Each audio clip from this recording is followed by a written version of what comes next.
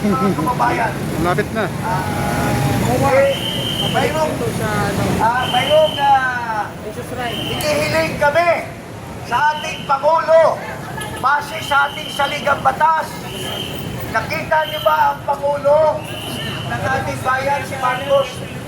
Halos payat na payat na. Payat na payat na si Marcos.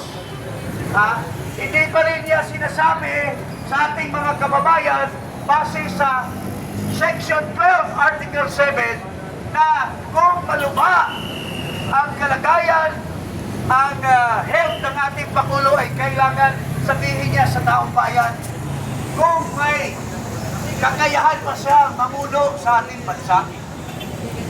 Base po yan sa saligang batas. Wala po tayong nilalabag. Pero hanggang ngayon, hindi pa niya sinasabi kung anong kalagayan.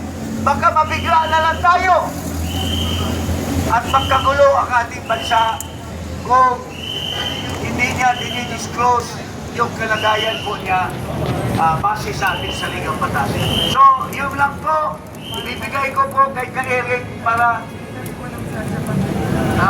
so, ito si Oliver. Magsalita.